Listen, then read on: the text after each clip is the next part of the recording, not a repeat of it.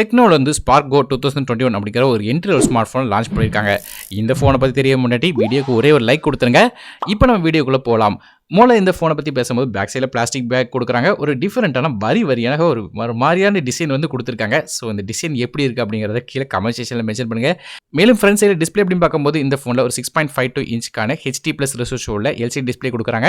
480 nits வரையும் இதோட brightness போகும் சொல்கிறாங்க. மேலும் இது ஒரு வாட்டர் நாச் டிஸ்பிளேயாக வருது. ஸோ டிஸ்பிளே ரொம்ப ஷார்ப்பாக இருக்க போகிறதில்ல. அதே ப்ராசர் அப்படின்னு பார்க்கும்போது நமக்கு மீடியாடெக்கோட ஹீலியோ A20 அப்படிங்கிற ஒரு என்ட்ரி லெவல் சிப்செட் கொடுக்குறாங்க. இது ஒரு core chipset, maximum clock speed 1.8 GHz வரையும் போகும். ஸோ நார்மலாக 1-2 ஆப்ஸ் வந்து ரன் பண்ணிங்கன்னா பிரச்சனை இருக்காது. ரொம்ப ஹெவியான ஆப்ஸ் ரன் பண்ணும்போது கண்டிப்பாக ஃபோன் வந்து ஸ்லோவாகும். இது போக இந்த ஃபோனில் ஹெவியான ஆப்ஸ் ரன் பண்ண முடியாது. காரணம் என்னன்னு கேட்டிங்கன்னா இந்த ஃபோன் வந்து HiOS 6.2 அப்படிங்கிற Android 10 பேஸ் பண்ண கோ எடிஷன் ஓஎஸில் ரன் ஆகுது. ஸோ Android 10 கோ எடிஷன்னாலே நீங்கள் தெரிஞ்சிருப்பீங்கன்னு நினைக்கிறேன். லைட் வெயிட்டான ஆப்ஸ் தான் பயன்படுத்த முடியுமே தவிர ரொம்ப ஹெவியான ஆப்ஸ் பயன்படுத்த முடியாது. மற்றபடி RAM இன்டர்னல் ஸ்டோரேஜ் அப்படின்னு பார்க்கும்போது இந்த phone 2GB RAM with 30GB ஸ்டோரேஜில் வருது. மைக்ரோ SD கார்டுக்கான சப்போர்ட் இருக்குது. 2GB வரையும் எக்ஸ்டர்னல் பண்ணலாம். டெடிகேட் சிம் செட்டாக கொடுக்குறாங்க. அதே பேக் சைடில் உள்ள கேமராஸ் அப்படின்னு பார்க்கும்போது நமக்கு 13 மெகாபிக்சலுக்கான மெயின் கேமரா f1.8 ஆப்பர்ச்சர் வருது. டியூல் LED ஃபிளாஷ் சப்போர்ட்டோட.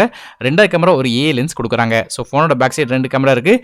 அதே செல்ஃபி கேமரா அப்படின்னு பார்க்கும்போது 8 மெகாபிக்சலுக்கான ஃப்ரண்ட் ஃபேசிங் கேமரா கொடுக்குறாங்க. ஸோ ஃப்ரண்ட் சைட்லையுமே ஃபிளாஷ் கொடுக்குறாங்க.